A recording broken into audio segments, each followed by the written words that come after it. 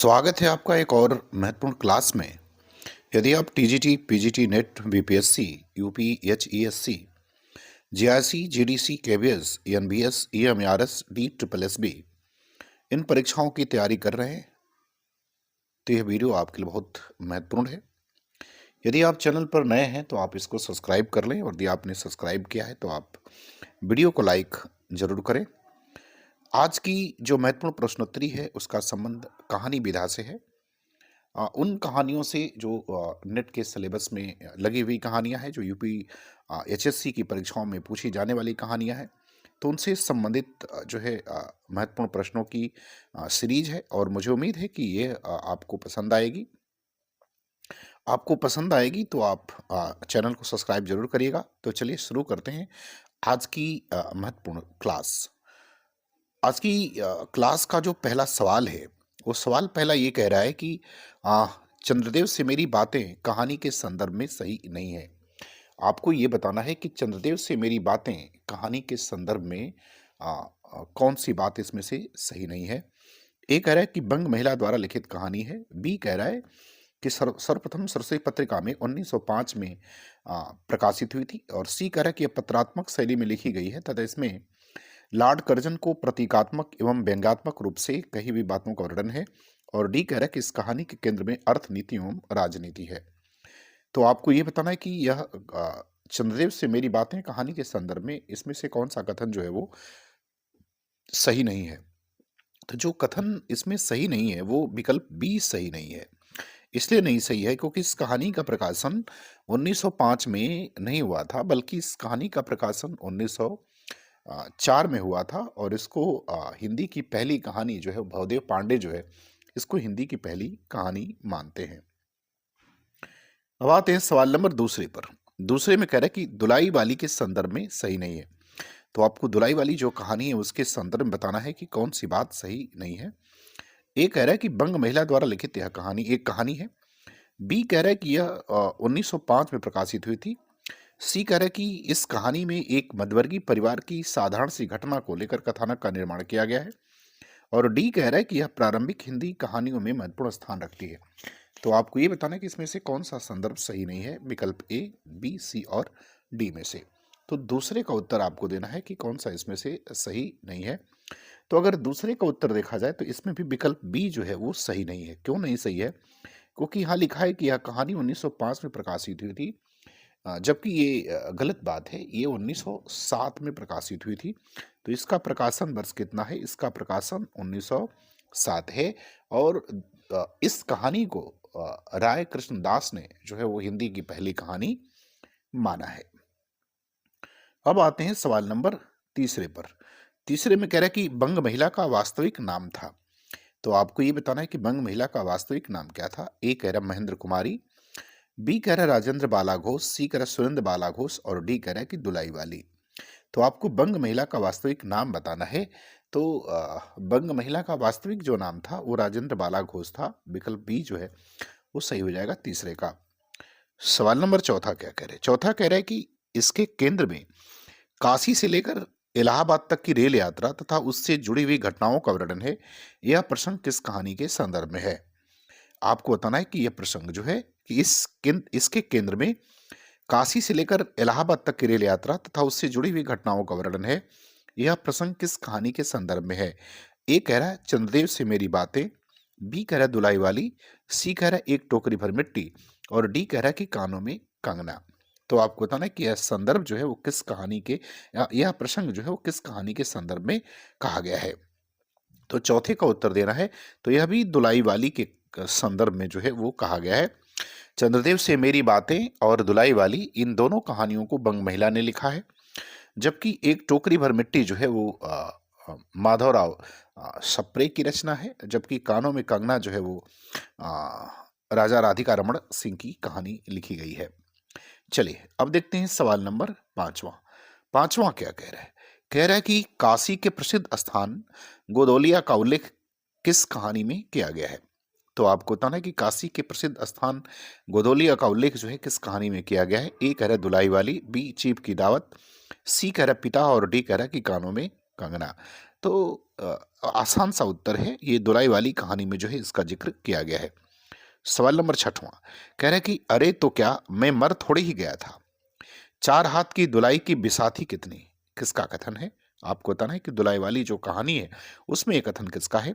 बंसीधर का, नवल किशोर का, जानकी देई या इनमें से कोई नहीं। तो आपको बताना है कि कथन किसका है 6वें का? विकल्प ए बंसीधर, विकल्प बी नवल किशोर और विकल्प सी जानकी देई। तो यह जो है नवल किशोर का कथन है, तो विकल्प बी जो है आपका उत्तर सही हो जाएगा।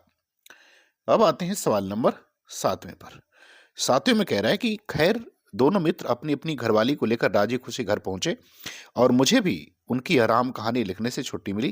किस कहानी का अंश है? तो आपको बताना है कि यह किस कहानी का अंश है। ए कह रहा है चंद्रदेव से मेरी बातें, बी कह रहा है दुलाई वाली, सी कह रहा है एक टोकरी भर मिट्टी और डी कह रहा है कानों में कंगना। तो ये जो प्रसंग है, ये जो अंश है वो दुलाई वाली कहानी से है, तो विकल्प बी जो है वो 7वें का क्या होगा? सही हो जाएगा। अब आते हैं सवाल नंबर 8वें पर। कर इनमें दुलाई वाली कहानी का पात्र नहीं है, तो आपको बताना कि कौन सा पात्र जो है वो दुलाई वाली कहानी से संबंधित नहीं है। ए कह रहा है बंसीधर, बी नवल किशोर, सी जानकी देई और डी कह रहा है चंद्रदेव। तो इसमें जो दुलाई वाली कहानी का पात्र नहीं है वो चंद्रदेव नहीं है, बल्कि तीनों जो है वो दुलाई वाली कहानी के पात्र हैं। तो 8वें का विकल्प डी जो है वो आपका उत्तर सही हो जाएगा। अब आते हैं सवाल नंबर 9वें पर। अब 9वें में क्या कह रहा है? कह रहा है, किसी श्रीमान जमींदार के महल के पास एक गरीब अनाथ विधवा की झोपड़ी थी। जमींदार साहब को अपने महल का हाथा उस झोपड़ी तक बढ़ाने की इच्छा हुई। विधवा को बहुतेरा कहा कि आप झोपड़ी हटा ले, पर वह तो कई जमाने से वहीं बसी थी। उसका प्रिय पति और इकलौता पुत्र भी उसी झोपड़ी में मर गया था। पतोहू भी एक 5 बरस की कन्या को छोड़कर चल बसी थी। इस कहानी के कहानीकार, इस अंश के कहानीकार कौन है? तो आपको ये बताना है कि ये जो अंश है इसके कहानीकार कौन है। और अगर आपको याद हो तो आप ये भी बता सकते हैं कि किस कहानी से लिया गया है। ए कह रहा बंग महिला, बी माधवराव सप्रे, सी कह रहा प्रेमचंद और डी कह रहा राधिका राजा राधिका रमण प्रसाद। तो आपको बताना है कि यह जो है किस कहानीकार का अंश है। तो ये जो है माधवराव सप्रे का है। विकल्प बी जो है इसका उत्तर 9वें का सही हो जाएगा। और कहानी का नाम है एक टोकरी भर मिट्टी, जिसका प्रकाशन 1901 में हुआ था। और यह कहानी जो है वो छत्तीसगढ़ मित्र पत्रिका में प्रकाशित हुई थी। और बहुत सारे लोग इसको हिंदी की पहली कहानी भी मानते हैं। चलिए अब देखते हैं अगला सवाल। अगला सवाल क्या कह रहा है? अगला सवाल कह रहा है 10वां नंबर कि जब से यह झोपड़ी टूटी है तब से पोती ने खाना पीना छोड़ दिया है। मैंने बहुत समझाया पर एक नहीं मानी। कहा करती है कि अपने घर चल, वहीं रोटी खाऊंगी। यह संवाद किसके बीच हुआ है? तो आपको था ना कि यह संवाद किसके बीच हुआ है। और आप जानते हैं कि यह संवाद जो है एक टोकरी भर मिट्टी से लिया गया है, लेकिन किसके बीच है? विधवा और जमींदार के बीच, विधवा और पोती के बीच, पोती और जमींदार के बीच, जमींदार और गांव वालों के बीच। तो आपको बताना है कि 10वें का उत्तर क्या होगा। यह बीच संवाद जो है वो किन के बीच हुआ है? तो यह विधवा और जमींदार के बीच जो है यह संवाद होता है। सवाल नंबर 11। 11 में क्या कह रहे हैं? 11 में कह रहे कि उसका भार आप जन्म भर क्यों कर उठा सकेंगे? आप ही इस बात का विचार कीजिए। यह प्रसंग किस कहानी के संदर्भ में है? एक टोकरी भर मिट्टी, चंद्रदेव से मेरी बातें, कानों में कंगना या दुलाई वाली। तो आपको बताना है कि उसका भार आप जन्म भर क्यों कर उठा सकेंगे। आप ही इस बात का विचार कीजिए। यह प्रसंग जो है वो किस कहानी के संदर्भ में कहा गया है? तो यह प्रसंग जो है वो एक टोकरी भर मिट्टी के संदर्भ में कहा गया है। तो विकल्प ए जो है इसका उत्तर क्या होगा? वो सही हो जाएगा। अब आते हैं सवाल नंबर 12। 12 में क्या कह रहे हैं? कह रहे हैं कि आकाश स्वच्छ था, नील उदार सुंदर, पत्ते शांत थे, संध्या हो चली थी, सुनहरी किरणें सुदूर पर्वत की चूड़ा से देख रही थी। किस कहानी का अंश है? तो आपको बताना है कि यह जो है वो किस कहानी का अंश है। ए कह रहा है आकाशदीप, बी कह रहा है कानों में कंगना, सी कह रहा है उसने कहा था और डी कह रहा है रोज। तो 12 का उत्तर आपको बताना है कि यह जो है किस कहानी का अंश है। तो यह जो है कानों में कंगना कहानी का अंश है और इसके लेखक हैं राजा राधिका रमण सिंह जो है इसके लेखक हैं। सवाल नंबर 13 कह रहा है योगेश्वर किस कहानी का पात्र है? तो आपको बताना है कि योगेश्वर जो है वो किस कहानी का पात्र है। ए कह रहा है कानों में कंगना, बी आकाशदीप, सी राजा निर्मत्सिया और डी भी राजा निर्मत्सिया। तो दोनों जगह राजा निर्मत्सिया हो गया। तो आपको ये बताना है कि योगेश्वर जो है वो किस कहानी का पात्र है। तो योगेश्वर जो है वो कानों में कंगना कहानी के पात्र हैं। तो विकल्प ए जो है वो 13 का सही हो जाएगा। अब आते हैं सवाल नंबर 14 में।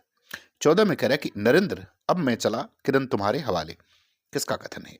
आपको बताना है कि नरेंद्र अब मैं चला, किरण तुम्हारे हवाले किसका कथन है? ए कह रहा है योगेश्वर, बी मोहन, सी किन्नरी और डी कह रहा है हेमंत। तो आपको बताना कि ये कथन जो है वो किसका है? तो यह कथन जो है योगेश्वर का है, जो किससे कहते हैं? नरेंद्र से कहते हैं। सवाल नंबर 15 में कह रहा है कि बड़े बड़े शहरों के इक्के गाड़ी वालों की जबान के कोड़े से जितनी जिनकी पीठ छिल गई है और कान पक गए हैं, उनसे हमारी प्रार्थना है कि अमृतसर के बम्बू कार्ट वालों की बोली का मरहम लगाएं। यह किस कहानी का अंश है? तो 15वें में आपको बताना है कि यह किस कहानी का अंश है। ए कह रहा है उसने कहा था, बी कह रहा है अमृतसर आ गया, सी कह रहा है कोसी का घटवार और डी कह रहा है कि परिंदे। तो आपको ये बताना है कि यह किस कहानी का अंश है। उसने कहा था अमृतसर आ गया, कोसी का घटवार या परिंदे। तो ये जो अंश है, ये अंश जो लिखा है, ये अंश जो है उसने कहा था कहानी का अंश है, और जिसके लेखक हैं चंद्रधर शर्मा जो है वो गुलेरी इसके लेखक हैं। भीष्म साहनी का अमृतसर आ गया और शेखर जोशी का कोशी का घटवार और परिंदे जो है वो निर्मल वर्मा की कहानी है। चले अब देखते हैं सवाल नंबर 16। 16 में कह रहा है कि उसने कहा था कहानी का नायक बाजार से दही खरीदने क्यों गया था। तो आपको बताना है कि उसने कहा था कहानी का नायक जो है वो बाजार से दही खरीदने क्यों गया था। ए कह रहा है वो अपने मामा के केस धोने के लिए दही लेने गया था, बी वह दही खाने का शौकीन था, सी कह रहा है कि वह अपनी प्रेमिका को दही खिलाना चाहता था, और डी कह रहा है कि इनमें से कोई नहीं। तो आपको ये बताना है कि उसने कहा था कहानी का जो नायक है वो बाजार से दही खरीदने क्यों गया था। तो इसलिए गया था क्योंकि उसके मामा के केस को धोने के लिए दही लाना था, इसलिए गया था। तो विकल्प ए जो है वो आपका करेक्ट आंसर हो जाएगा। अब आते हैं सवाल नंबर 17 में। 17 में कहा था कि उसने कहा था का नायक नायिका से मिलने के बाद रास्ते में किस घटना को अंजाम नहीं देता है।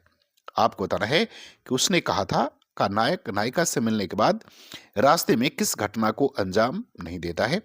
ए कह रहा है कि रास्ते में एक लड़के को मोरी में ढकेल दिया, बी कह रहा है कि एक छाबड़ी वाले की दिन भर की कमाई खोई, सी कह रहा है कुत्ते को पत्थर मारा, और डी कह रहा है कि गुपचुप वाले ठेले में दूध उड़ेल दिया। तो आपको बताना है कि उसने कौन सा घटनाक्रम का अंजाम, किस घटनाक्रम का अंजाम नहीं दिया है। तो उस वाले घटना का आपको चयन करना है सवाल नंबर 17 में। तो गुपचुप वाले ठेले में दूध उड़ेल दिया, इस घटना को अंजाम नहीं दिया, बाकी उसने सारे काम जो है वो रास्ते में करता है। तो विकल्प डी जो है वो सही हो जाएगा सवाल नंबर 17 का। अब आते हैं हम लोग सवाल नंबर 18 में। 18 में कह रहे कि उसने कहा था मैं पलटन का विदूषक था। तो जो पलटन थी, जिस पलटन में नायक था, उसका विदूषक कौन था। ए लहना सिंह, बी वजीरा सिंह, सी किरत सिंह और डी कह रहा है बोधा सिंह। तो आपको पता था कि उसने कहा था कहानी में जो पलटन थी जिसमें सैनिक आ, आ, जिस पलटन में भर्ती थे उस पलटन का विदूषक कौन था। तो 18वें का उत्तर देना है। तो उस पलटन का जो विदूषक था उसका नाम वजीरा सिंह था। तो विकल्प बी जो है 18 का उत्तर सही हो जाएगा। सवाल नंबर 19 में कह रहा है कि मृत्यु के कुछ समय पहले स्मृति बहुत साफ हो जाती है, जन्म भर की घटनाएं एक एक करके सामने आती हैं, सारे दृश्यों के रंग साफ होते हैं, समय की धुंध बिल्कुल उन पर से हट जाती है। यह किस कहानी का अंश है। तो आपको 19 में बताना है कि यह अंश जो है वो किस कहानी से लिया गया है। ए कह रहा पूस की रात, बी कह रहा चंद्रदेव से मेरी बातें, सी कह रहा उसने कहा था और डी कह रहा दुलाई बाई। तो 19वें में आपको बताना है कि यह जो है अंश वो किस कहानी से लिया गया है। तो ये उसने कहा था कहानी का अंश है, विकल्प सी जो है इसका उत्तर सही हो जाएगा। अब आते हैं सवाल नंबर 20वें पर। अब 20वें पर क्या कह रहा है। कह रहा उसने कहा था मैं जब नायक नायिका की पहली मुलाकात होती है तो उनकी उम्र क्रमशः क्या थी। आपको ये बेतना है। तो अगर आप वीडियो देख रहे हैं तो आप वीडियो को जरूर लाइक करें, और अगर आपने सब्सक्राइब नहीं किया तो आप चैनल को जरूर सब्सक्राइब कर लें। बताएं उसने कहा था मैं जब नायक नायिका की पहली मुलाकात होती है तो उनकी उम्र क्रमशः क्या थी। ए कह रहा 12 व 8 साल, बी कह रहा 8 व 12 साल, सी कह रहा 21 व 18 साल और डी कह रहा है कि 18 व 16 साल। तो 20वें का उत्तर देना है। तो उन समय उम्र थी 12 और 8 साल की उम्र थी। 12 साल का नायक था और नायिका की उम्र 8 साल की थी। तो विकल्प ए सही हो जाएगा। सवाल नंबर 21 में कह रहा है कि लहना सिंह कितने नंबर की राइफल का जमादार था। तो आपको ये बताना है कि लहना सिंह जो था वो कितने नंबर की राइफल का जमादार था। लहना सिंह जो है उसने कहा था कहानी का नायक है। तो आपको बताना है कि वो कितने नंबर की राइफल का जमादार था।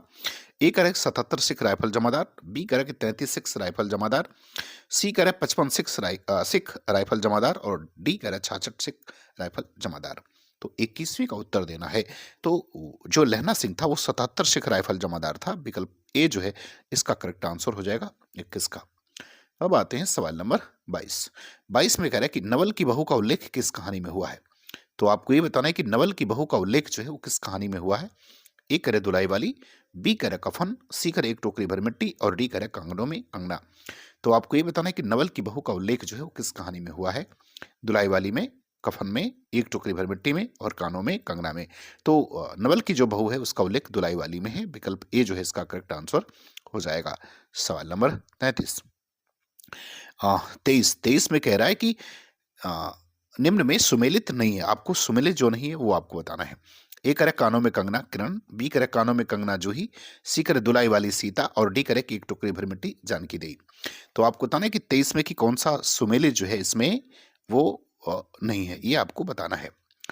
जो सुमेलित नहीं है उसको आपको बताना है सवाल नंबर 23 में। तो जो देखो कानों में कंगना किरण ये तो सही है, कानों में कंगना ये भी जूही भी सही है, दुलाई वाली में सीता का ये भी है, लेकिन एक टोकरी भर जानकी रही का जिक्र नहीं है। तो विकल्प डी जो है इसमें आपका आंसर जो है वो क्या होगा, डी आंसर सही हो जाएगा। ये सुमेलित नहीं है, बाकी सभी जो है वो सुमेलित है। चलिए अब देखते हैं सवाल नंबर 24। 24 में क्या कह रहे हैं, कह रहे दुनिया का सबसे अनमोल रतन के संदर्भ में सही नहीं है। दुनिया का सबसे अनमोल रतन के संदर्भ में सही नहीं है, आपको ये बताना है।